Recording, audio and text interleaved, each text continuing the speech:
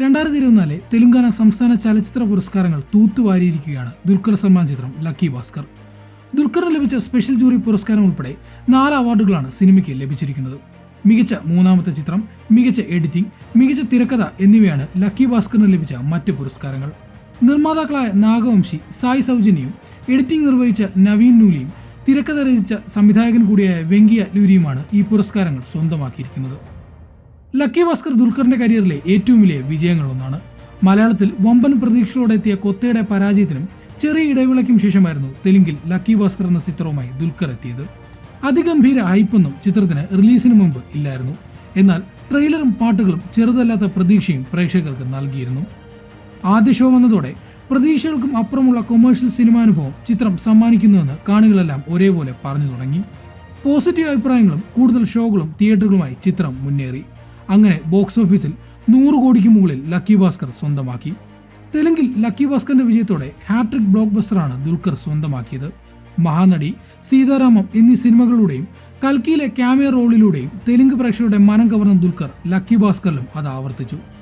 തെലുങ്കിൽ മാത്രമല്ല, കേരളത്തിലും ലക്കി ഭാസ്കറിന് വലിയ നേട്ടമായിരുന്നു ഉണ്ടാക്കാൻ സാധിച്ചത്. ആദ്യ ദിനം 2 കോടി കേരളത്തിൽ നിന്ന് നേടിയ ചിത്രത്തിന് തുടർന്നുള്ള ദിവസങ്ങളിൽ കളക്ഷനിൽ കുതിപ്പുണ്ടാക്കാനും സാധിച്ചിരുന്നു. 21.55 കോടിയായിരുന്നു സിനിമയുടെ കേരളത്തിൽ നിന്നുള്ള ഫൈനൽ കളക്ഷൻ. OTTയിലും ലക്കി ഭാസ്കറിന് മികച്ച പ്രതികരണം ലഭിച്ചു.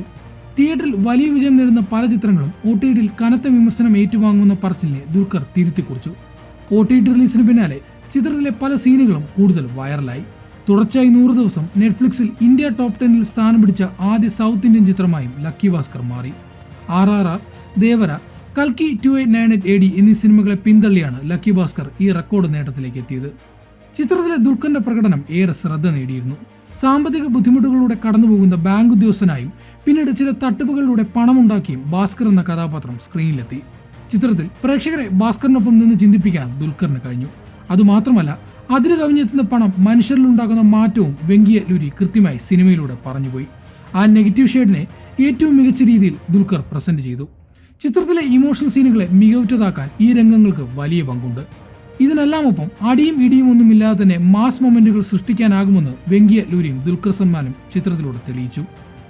തെലുങ്കിൽ തൊട്ടതെല്ലാം പൊന്നാക്കിയ ദുൽഖർ സൽമാൻ പ്രേക്ഷക പ്രീതിയും നിരൂപക ശ്രദ്ധയും ഇപ്പോഴത്തെ പുരസ്കാര നേട്ടവും ലക്കി ഭാസ്കറിലൂടെ സ്വന്തമാക്കിയിരിക്കുകയാണ്.